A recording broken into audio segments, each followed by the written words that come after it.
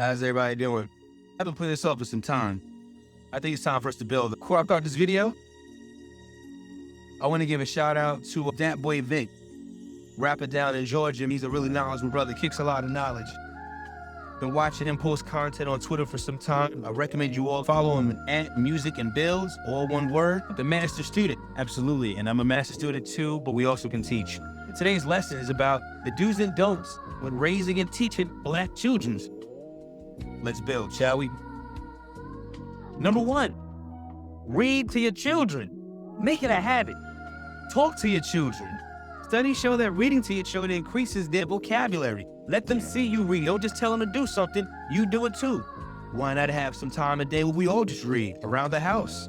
Make your friends do it too, okay? But seriously, guys, studies show that reading to children increases their vocabulary. And children that read more will be more successful adults. Do you want to know why? You read more, you have a wider vocabulary, you can talk more. One of my sponsors. Determined by the interaction of parents with the child.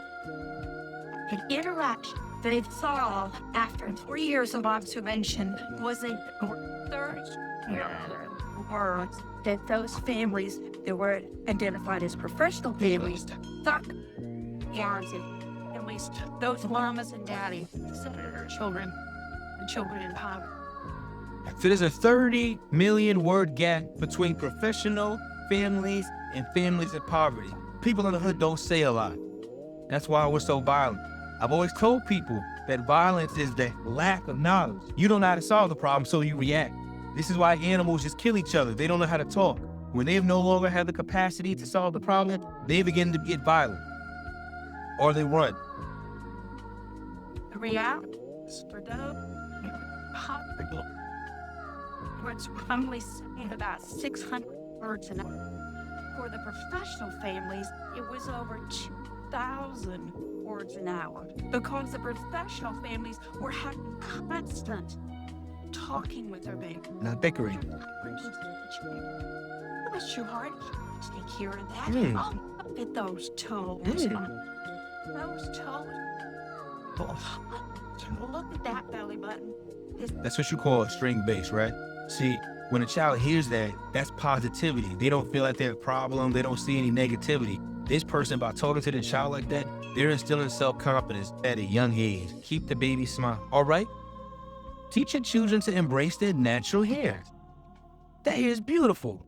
Mother, you should too. Don't use slurs on it like nappy or cakey. This may install some sense of insecurity. If you want to compliment your child, that may install some sense of self-confidence. We need more self-confident children, all right? There's no such thing as good hair and bad hair. It's just hair. Stop putting these European standards of beauty on your children. It will affect them. A lot of y'all are affected by it right now. Never install colorism or self-hatred into them. Black is black, and it is very beautiful. All shades, all colors, all sizes. Don't focus too much on skin tone, and never talk down on their skin tone or anyone else's around them. Don't say things like, get out the sun before you get blacker, or her light skin is perfect. Like, what? All skin colors are perfect. Mine is perfect. So is yours. It don't matter how light or dark it is. Free your mind.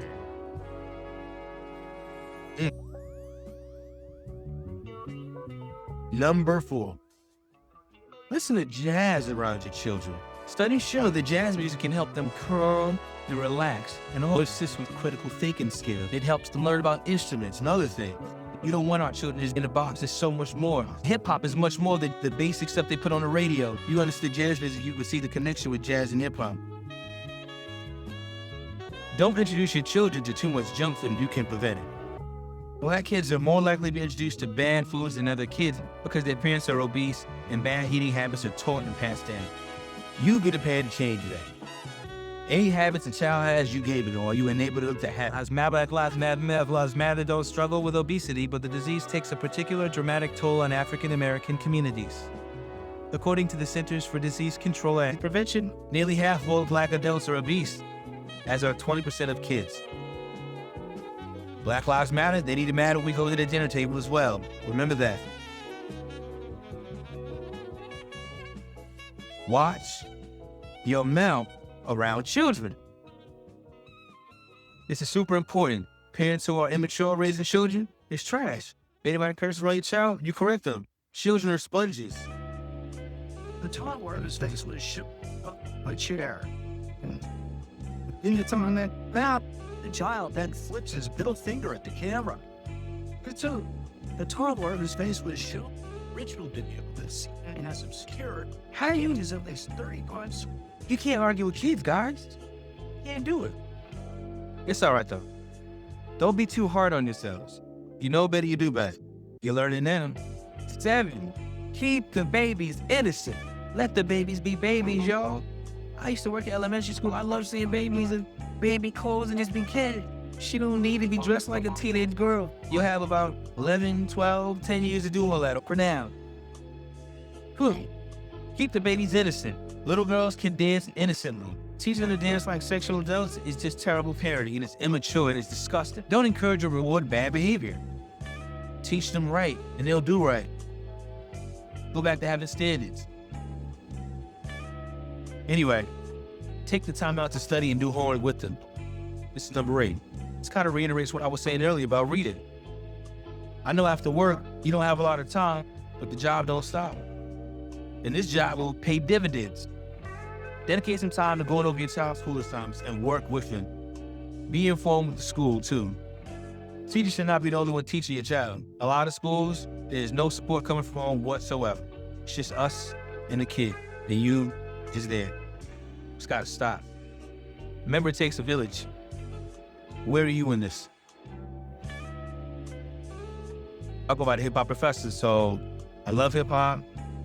So I love my brother over there, man, and that boy Vic. He's also the MC. I'm a DJ and a hip-hop historian, lecturer myself. But don't encourage your black children to gangster rap. I would not suggest to do it. Don't watch the videos in front of them. I haven't watched the videos like that in years. It just turns me off. You can't listen and watch that around them all day. You keep menacing. I know it's tough, but this sets their minds on a wrong path at an early age, and they are molding to this behavior. Keep us at street as long as you can. Healthy co-parenting. If the relationship doesn't work out, it's tough, frustrating, and complicated. Any real parent hates to see a family destroyed. It definitely will affect the child negatively. But if you can co-parent and be mature, it's not about you.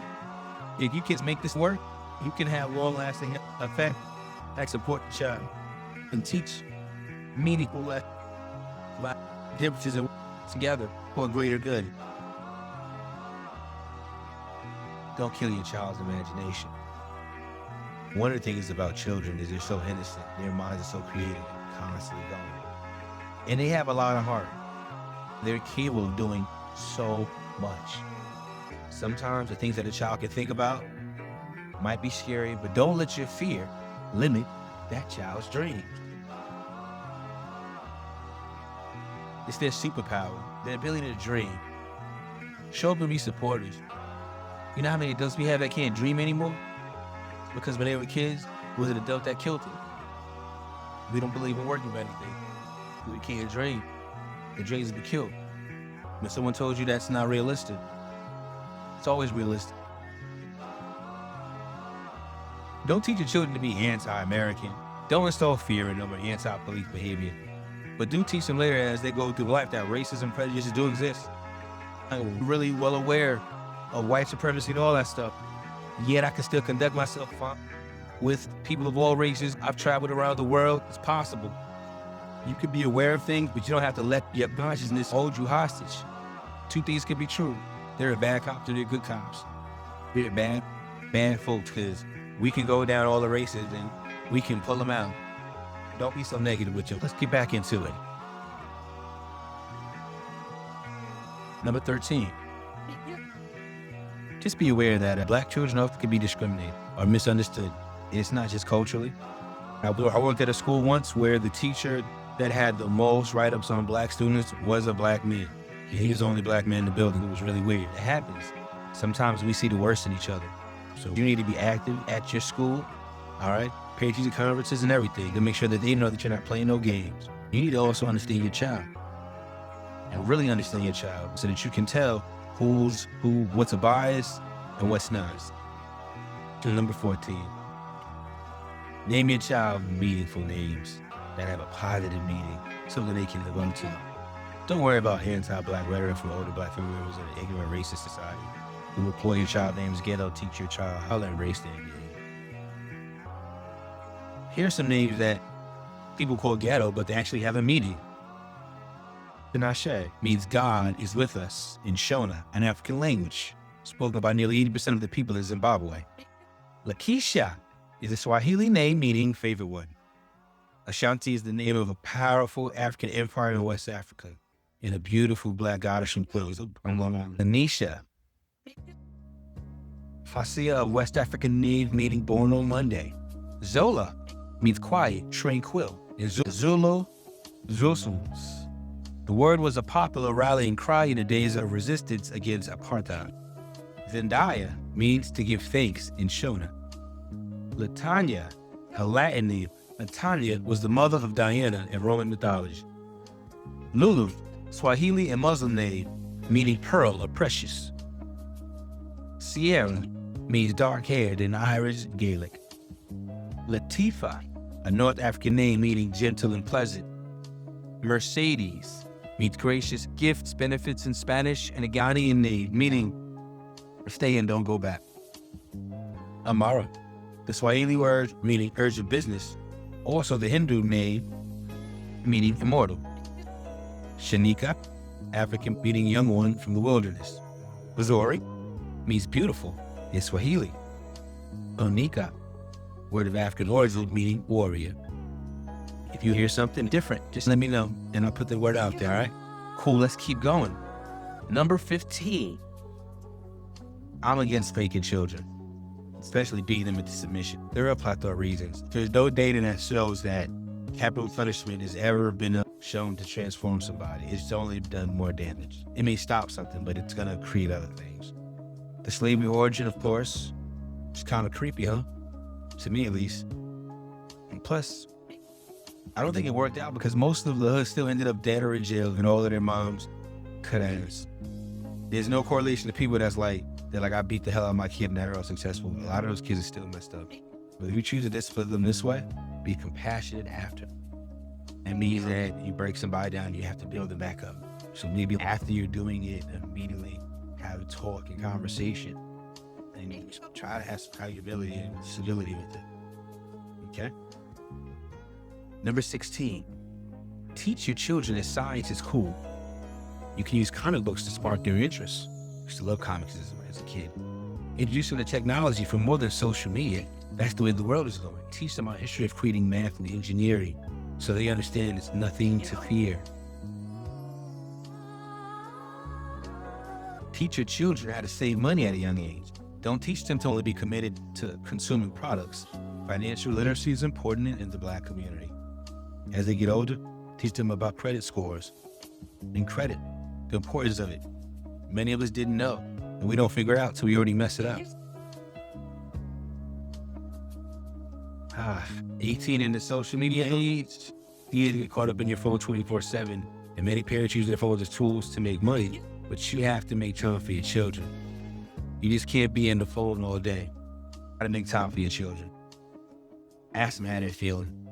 Don't be an emotionally unavailable parent. If kids aren't getting seen, they're gonna do what they can to be seen. And number 19, it's just for the fellas, hear me out. Even if you don't have a lot of money, that's no excuse not to be present in your child's life. That's a real cap. Your child still needs your time and attention until you get your money right. Kids are also easy to please. They're not caught up in the prices of things. There's so much overwhelming data that shows when the father's present, how much further children go. It's a significant gap. It's almost like you're choosing that child to have a hard life when you don't show up. While the public school system will half-ass teach our kids about Black achievements prior to slavery and Jim Crow, make it your point. Teach about Maximus, Hannibal of Carthage, the Moorish Europe, the Mali Empire, and so much more. Let them understand that there's a rich history of being Black, and it did not start with slavery.